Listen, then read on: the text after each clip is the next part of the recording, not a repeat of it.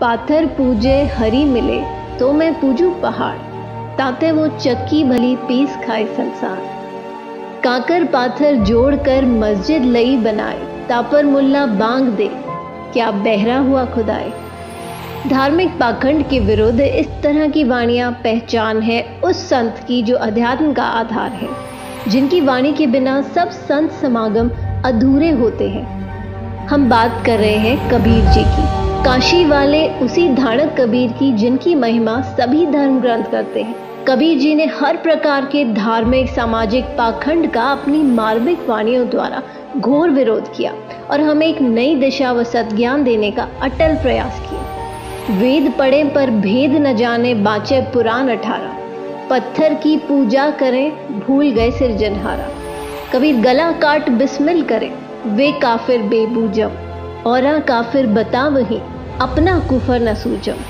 इसी तरह जात पात के ऊपर भी कबीर जी ने अपनी अमर वाणी बोली है। काहे को कीजे पांडे छूत विचार, छूत ही ते उपजा सब संसार।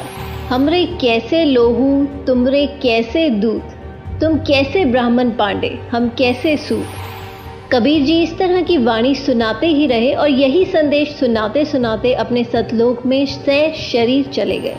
और कबीर साहिब जी जाते जाते भी 120 वर्ष की आयु में ऐसी भ्रांति को दूर कर गए जो उस समय पंडितों ने फैला रखी थी। काशी के तो पंडित कूके मगर मरो न कोय, वातो पृथ्वी सूची नाही, त्रिशंख पड़ा बिलाए।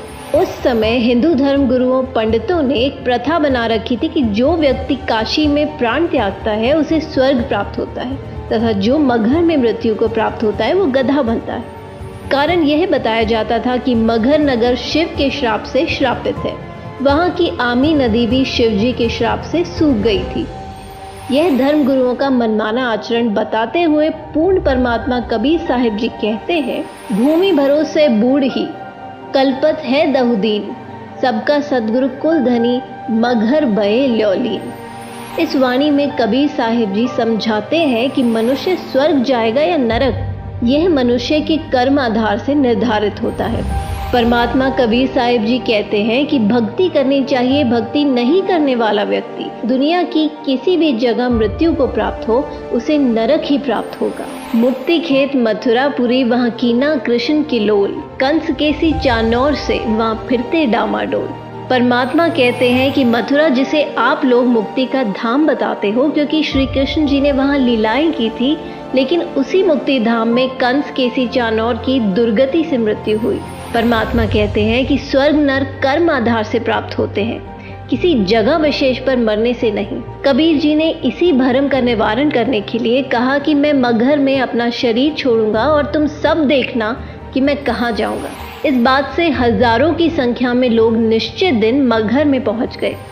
कबीर जी ने कहा कि मैं बहते पानी में स्नान करूंगा। राजा ने बताया कि यहाँ एक आमी नदी हुआ करती थी जो भगवान शिव के श्राप से सूख चुकी है। कबीर जी ने उस नदी की तरफ अपने हाथ से इशारा किया, जैसे ट्रैफिक पुलिस वाहनों को चलने का इशारा करती है। इशारा करते ही थोड़ी दूरी पर एक बम फटने जैसी आवाज आई और नदी पानी से भरकर चल पड़ी। सभी ने यह लीला देखकर कबीर जी की जय जयकार की और नदी में स्नान किया। कबीर परमात्मा की लीला का आज भी जीवित प्रमाण है और आज भी आमी नदी में पानी बह रहा है। मगहर के नवाब बिजली खान पठान व काशी नरेश वीर देव सिंह बघेल जो कबीर जी के शिष्य बन चुके थे, वो दोनों ही अपनी अपनी सेना लेकर वहां पहुंच गए थे। स्नान करने के बाद कबीर जी ने उनसे पूछा कि सेना किस लिए लाए हो। दोनों राजाओं ने गर्दन नीची कर ली। तभी वहां खड़ी भीड़ में से आवाज आई कि मुस्लिम लोगों ने कहा, आप हमारे पीर हैं, हम आपका अंतिम संस्कार मुस्लिम रीति से करेंगे, इन काफिर हिंदुओं के हाथ नहीं लगने देंगे। हिंदुओं ने कहा कि हम कटकर मर जाएंगे, लेकिन भगवान आपका शव इनके हाथ नहीं लगने देंगे। दोनों धर्म के लोगों को एक दूसरे को मरने मारने पर उतारू देख कबीर जी ने कहा कि अरे नादानो, क्या 120 वर्ष तक तुम्हें यही शिक्षा दी मैंने। तभी शर्मिंदा हो गए। कबीर जी ने आदेश दिया कि यदि आपस में लड़े तो तुम सबको मेरी 3 तलाक है। मेरे जाने के बाद शरीर के स्थान पर जो कुछ भी मिले आधा आधा बांट लेना, लेकिन लड़ना मत बच्चों। भक्तों ने एक चद्दर बिछाकर उस पर सुगंधित फूल डाल दिए। उस पर कबीर जी लेट गए। एक चद्दर ऊपर डाल दी, थोड़ी देर में आकाशवाणी हुई, उठा दो पर्दा, इसमें नहीं है मुर्दा।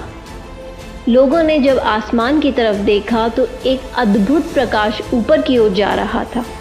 आकाशवाणी में कबीर साहिब जी ने पंडित और ज्योतिषियों से कहा कि खोलो अपने पत्रे और देख लो मैं कहाँ जा रहा हूँ। सबने देखा और कहा कि यहाँ तो सब नक्षत्र ही बदल गए हैं, ये तो स्वर्ग से भी ऊपर की ओर जा रहे हैं। तभी तुरंत चद्दर हटाकर देखा तो दोनों चद्दरों के बीच में सुगंधित फूल मिले, जिसे देखकर सभी हिंदू मुसलमान जो लड़ाई करने वाले थे वो आपस में लिपटकर फूट फूट कर रोने लगे। सभी एक दूसरे के गले लगकर इस प्रकार रोने लगे जैसे बच्चों की माँ मर जाती हो, जैसे वो अनाथ हो गए हों। संत गरीबदास जी की अमर वाणी है, काशी तज गुरु मघर आए दोहू दीन के पीर, कोई गाडे कोई अगन जरावे ढूंढा ना पाया शरीर। आधे फूल एक चद्दर हिंदुओं ने व आधे फूल और दूसरी चद्दर मुसलमानों ने ले ली और वहीं पर साथ साथ यादगार बना दी। इसका प्रमाण मगहर में आज भी है और पूरे विश्व में केवल मगहर को छोड़कर ऐसी कोई जगह नहीं है जहां एक व्यक्ति की एक ही स्थान पर समाधि और मजार दोनों हो। अतः कबीर जी हमें जाते जाते भी ये संदेश देकर चले गए कि हिंदू मुस्लिम दो नहीं भाई, दो कहें सो दो जग जाई। कहाँ तो दोनों के बीच भयंकर युद्ध होना था और उसके विपरीत परमात्मा की दया से दोनों दीन हिंदू मुसलमानों में भाईचारा बढ़ा। लेकिन परमेश्वर दयालु है, उन्होंने जाते जाते भी उस अनर्थ को टाल दिया। तभी तो कहते हैं, आग लगी आकाश में झरझर पड़त अंगार, संत न होते जगत में तो जल मरता संसार। वो परमेश्वर, वो संत जो विनाश से बचाने वाला है, जो प्राकृतिक परिवर्तन भी कर सकता है, वो कोई और नहीं संत रामपाल जी महाराज जी ही है। जी हाँ, संत रामपाल जी महाराज जी, जो वर्तमान में पाखंडवाद को खत्म करते हुए सत्य भक्ति का मार्ग चला रहे हैं। मानव समाज से निवेदन है कि संत रामपाल जी महाराज जी के सत्संग सुने और उनसे नाम दीक्षा लेकर अपना मानव जीवन सफल बना।